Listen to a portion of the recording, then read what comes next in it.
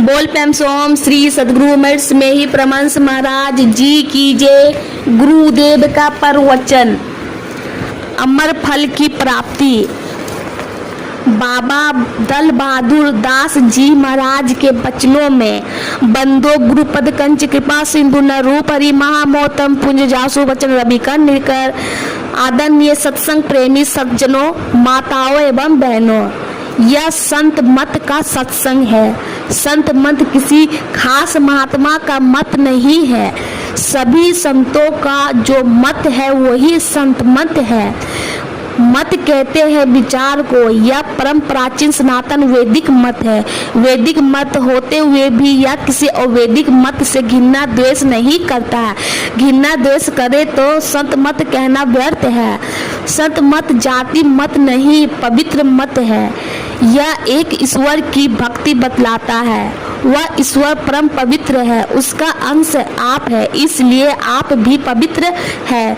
रामायण की चौपाई बतलाती है, ईश्वर अंश जीव अविनाशी चेतन अमर सहज सुख राशि, यानी परमात्मा परम पवित्र है। अतः उन्हें पाने के लिए पवित्र बनना पड़ेगा। पहले रहन सहन खान पान से पवित्र बनना होगा, तभी साधन की ओर आप बढ़ सकोगे, साधन में पूर्ण हो सकोगे। कुप्पा घाट भागलपुर में मेरे गुरुदेव की सेवा में रहने के समय की बात है। एक दिन नित्य क्रिया करने के बाद मैं गुरुदेव को प्रणाम करने गया तो गुरुदेव कहते हैं कि देखो तो जी, धोती का कोना खोलकर मैंने देखा तो 3 बड़े बड़े खटमल थे, पेट भरे हुए। गुरुदेव कहते हैं रात में सरसरा रहा था ना, इसलिए इन्हें बांध कर रखे हैं, फेंक दो। हम लोग रहते तो क्या करते, पीस देते या तो मार देते। उन एक को जानने पर सब में वे एक है। फलत ममता होती है, वे एक है, अनंत है, सब उनका अंश है। उन्हें पाने के लिए किन्हीं एक इष्ट देव पर श्रद्धा रख कर उपासना करनी होगी। संत मत में गुरु उपासना का महत्व है, पर बंधन नहीं है। किन्हीं की भी उपासना कर सकते हैं, परंतु जब उनके सभी रूपों का दर्शन करोगे तभी परमात्मा के दर्शन होगा। सत्य को प्राप्त हुए को सद्गुरु कहते हैं। ऐसे का संग पुण्य सत्संग कहलाता है। सत्संग में 2 शब्द है, सत और संग।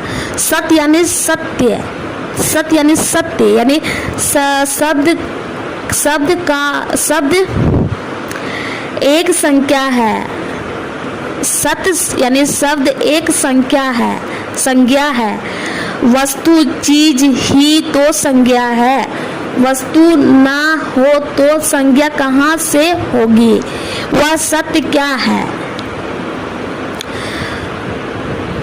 सत सोई जो विनसे नाही, चित्त चेतन सकल घट माही। आनंद सोई जो रहे आनंदा, ताते नाम परा सच्चिदानंदा। यानी वेदांत ने सत्य असत्य का विवेचन किया है। ब्रह्म सत्य, जग मिथ्या, ब्रह्म अर्थात परमात्मा वही सत्य है और यह जगत मिथ्या यानी झूठा है। संत कबीर साहब ने कहा है कि मैं तो आन परी चोरन के नगर, सत्संग बिना जी तरसे। उस सत्य का संग कैसे होगा। गुरुदेव ने कहा धर्म कथा बाहर सत्संगा, यानी इससे जानोगे और इसकी पहचान के लिए अंतर सत्संग ध्यान अभंगा, यानी ध्यान करने से पहचान होगी। सत्संग में जैसा सुनते हैं वैसा पालन करेंगे तो पहले जैसे नहीं रहेंगे। उपदेश है त्रैकाल संध्योपासना करो, अर्थात 3 कालों की संधि पर उपासना करो।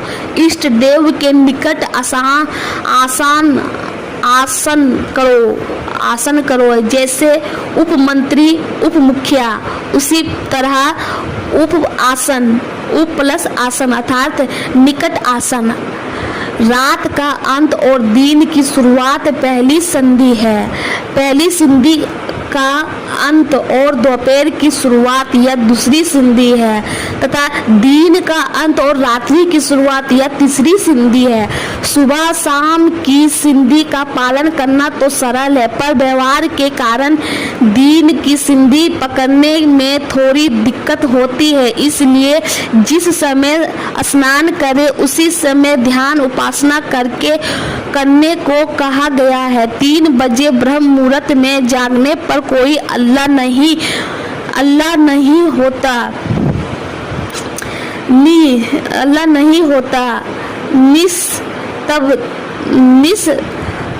निस्तब्धता रहती है। उसमें उस समय कोई व्यापार भी समझाने नहीं आता।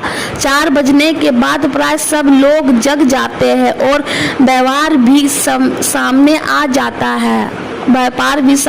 जाता है। इसलिए उस समय सावधान होकर लक्ष्य पर बैठिए। जिसका रहन सहन खान पान ठीक है वही सावधानी से ध्यान कर सकेगा। जिसके लिए सोने जागने का नियम नहीं है वह क्या ध्यान कर सकेगा। 3 बजे प्रतिदिन ब्रह्म मुहूर्त में जागना सुनिश्चित तथा गुरुदेव के लिए है। सुनिश्चित था गुरुदेव के लिए। 3 बजने पर गुरुदेव कहते थे, दल बहादुर उठो, ध्यान अभ्यास करो यानी ध्यान करने की आदत डालो। ध्यान कैसा? ध्यान में कोई दिशा ना आवे तो परमार्थ आवेगा। बचपन की अभी भी कुछ बातें याद है। माँ कहती, उठ रे उठ, लोगों को सोने का टुकड़ा मिल जाएगा, तुझे पैखाना का टुकड़ा भी नहीं मिलेगा। बात भी सही है, पहले जागने वाले को मिलेगा, पीछे वाले को क्या मिलेगा? सड़क साफ करने वाले खा जाएंगे। नियम रखिए तो समय पर नींद महारानी गोद से छोड़ देगी, नहीं तो यम की गोद में जाना होगा। भगवान बुद्ध का वचन है, जो बहुत खाता है, बहुत सोता है, वह बार बार गर्भ में पड़ता है। आलस्य यमराज की बहन है। एक बार सब लाल वस्त्रधारियों या जटाधारियों को देखकर यमराज को बहुत अफसोस हुआ, यह सोचकर कि सब भगवान के भक्त हो गए, सब भगवान के पास जाएंगे तो मैं क्या खाऊंगा। कहा गया है, अध जग नाग नर देवा, नाथ सकल काल करेवा। और झूठ सुख को सुख कहे, मानत है मन मोद, जागत चेबना काल का, कुछ मुख में कुछ गोद।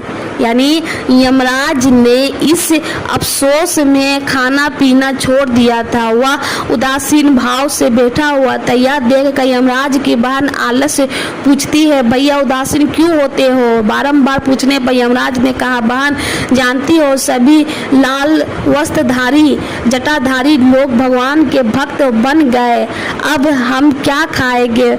बहन ने कहा, भैया ध्यान करेंगे तब ना, हम ध्यान नहीं करने देंगे। इसलिए आलस्य के फेर में पड़ने वाले कभी ध्यान नहीं कर सकता। ठीक है, ठीक से बैठिए तो आसन बनेगा। आसन दृढ़ को आहार भी दृढ़ हो, ना कम खाए ना अधिक खाए। योगी जालेंद्र नाथ ने कहा है, थोड़ा खाए तो कल्पे छलपे घिरनो खलाई रोगी। दहु पाखा की सिंधी विचारे ते को बिरला जोगी, यानी जितना खाते हैं उससे कम ही खाइए, उचित परिणाम में। गीता में भगवान श्री कृष्ण ने कहा है आप सदा मद में रहिए। कहा गया है कि कम खाइए तो बल और अधिक खाइए तो मल, यानी योग रामायण में लिखा है 40 कोर अन्न खाने से 1 बूंद खून बनता है। 40 बूंद खून से 1 बूंद वीर बनता है। यह है जीवन की मनी। ब्रह्मचारी जीवन बिताने से शरीर मजबूत रहता है और चेहरे पर चमक आती है। इसकी रक्षा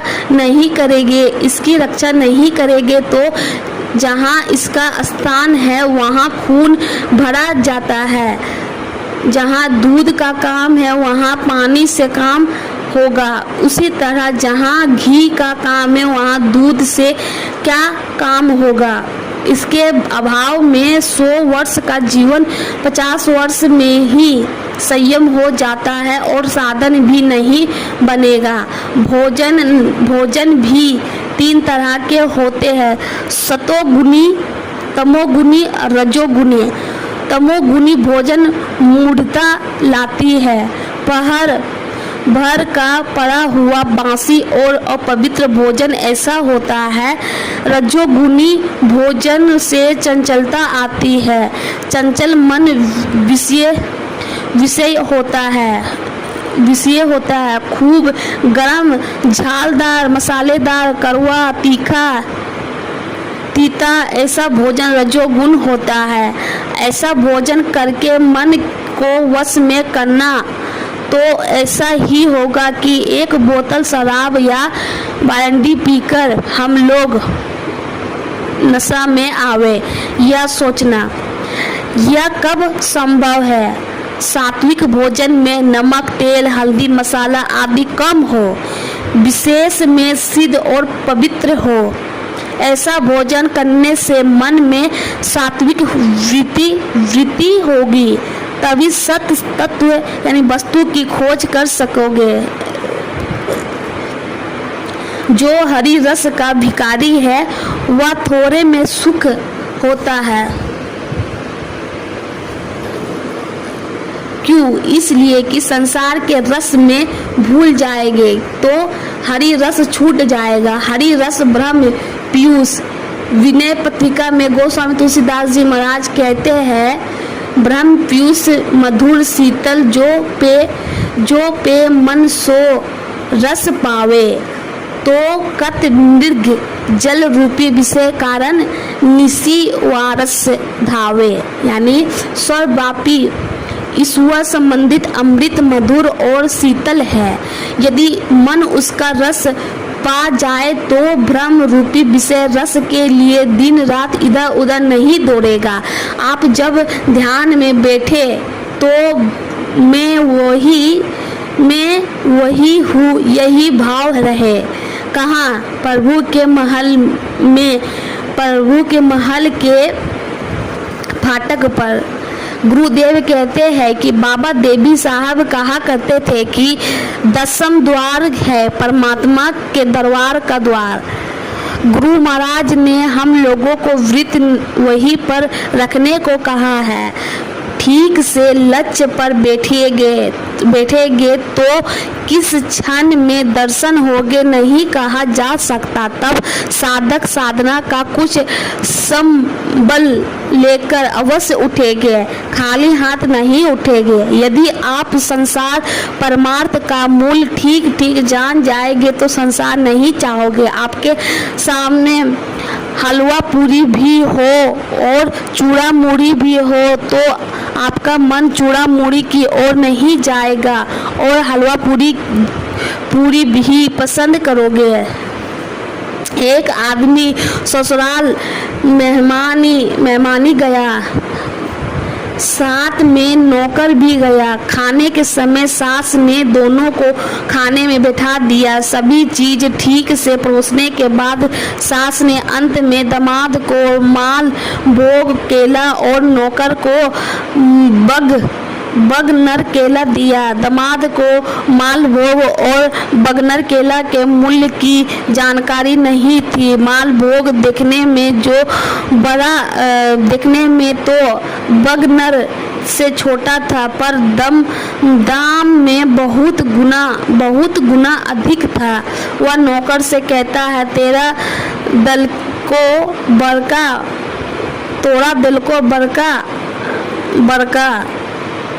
दिल को बड़का। वह नौकर से कहता है,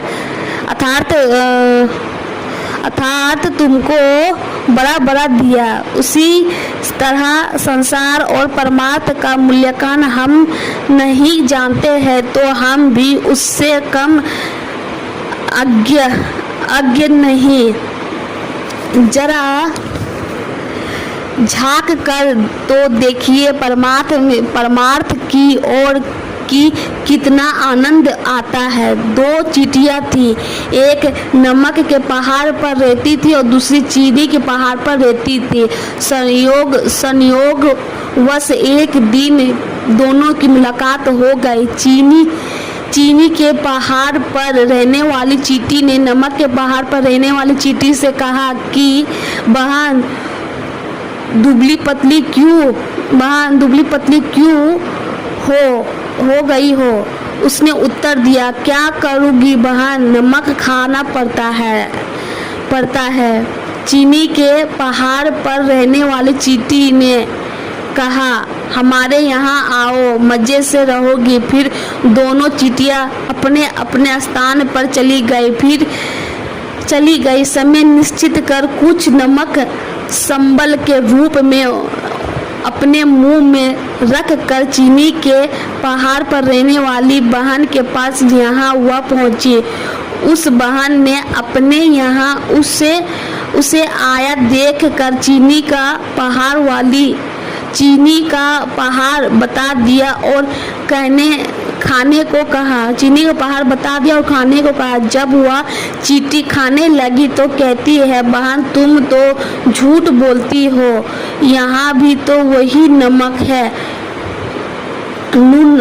नुनछा यानी नमकीन मुझे यहाँ भी लग रहा है। तुम तो यहाँ चीनी बता रही थी। चीनी के पहाड़ वाली चींटी ने उसका मुंह खोलकर देखा तो उसके मुंह में नमक डला पाया। उसने उसे निकाल कर फेंक दिया। तब चीनी खाने को दी। अब स्वाद बदला, नमकीन की जगह मीठा लगने लगा। कमाल हो गया। इसी तरह संसार छोड़कर अर्थात मन से संसार को हटा कर ध्यान कीजिए तो आनंद मिलेगा, नहीं तो आनंद नहीं मिलेगा। चीनी नहीं मिलेगी, नमक ही नमक मिलेगा। नेपाल के छापा झीला अधिवेशन था। गुरुदेव पहुंचे थे, मैं भी वहां था। आराम करते समय उन्होंने कहने की कृपा की कि सत्संगी को कभी दुख नहीं होगा। एक सत्संगी के मुंह से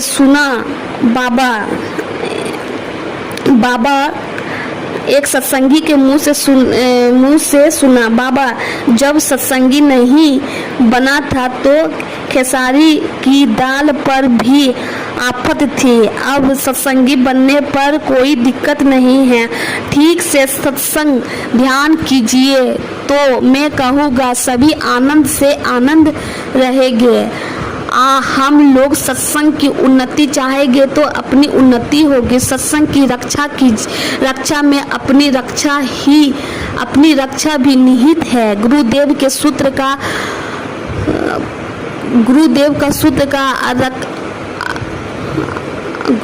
का सूत्र का पालन करना चाहिए। अक्षरश पालन करना चाहिए। हम लोग तो संसार की बात भी ठीक नहीं जानते। गुरुदेव तो संसार के पार की बातें भी जानते हैं। उनकी बातों को अपनाना चाहिए। गुरुदेव के नियम को दीर्घकाल तक सेवन कर सकेंगे। तो जिस प्रकार वृक्ष के फल जब तक रहते हैं उन्हें सब सेवते हैं, उसी तरह सत्संग रूपी वृक्ष में अमर फल लगते हैं। आप सेवन कर आनंदित रहेंगे। अस्तु सत्संग की रक्षा हम लोगों को करनी चाहिए, तभी हम लोग अमर फल प्राप्त कर सकेंगे। बोल प्रेम से ओम श्री सद्गुरु महाराज की जय।